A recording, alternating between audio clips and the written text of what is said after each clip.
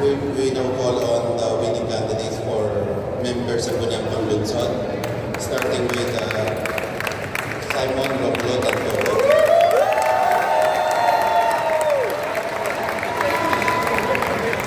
Kiko Lucia.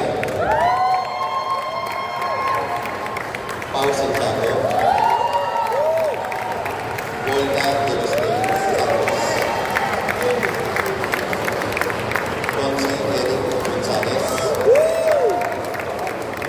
Coach Paul Senor.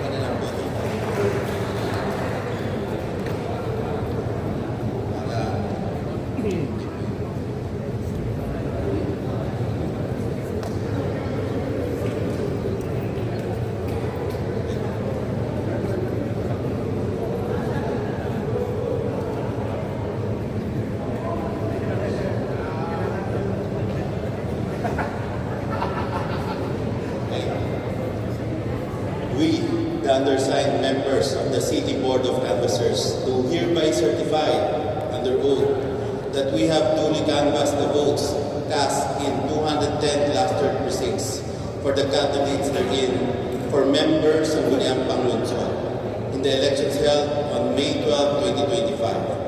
Attached hereto and forming part hereof is a statement of votes by precincts garnered by each candidates. Simon Romulo Tantoco.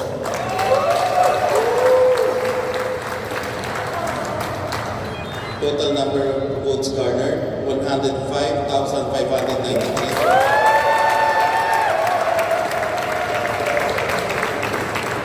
Kiko Lucia, 101,607. Pau Santiago, 89,666.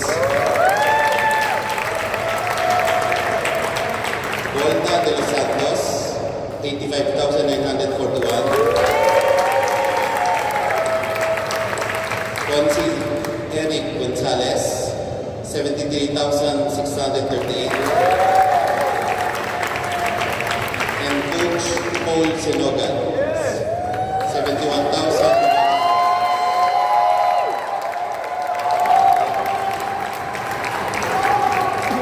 On the basis of the foregoing, we hereby proclaim the above-named winning candidates as the duly elected member sa Bunyang Panglunsod of the City of Pasig.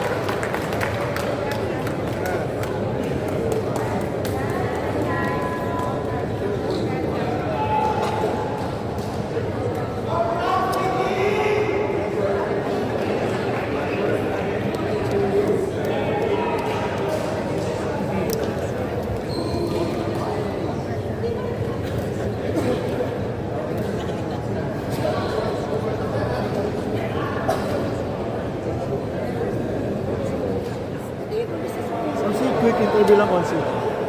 Konsi, kamusta naman po, Konsi, na kayo po ang naging top 1 bilang distrito? Actually, ang important talaga na 15-0, yan yung pinaka-important sa akin.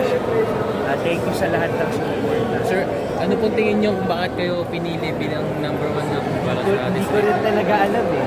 Minsan swerte lang talaga. Pero siguro dinaan lang din sa sipat.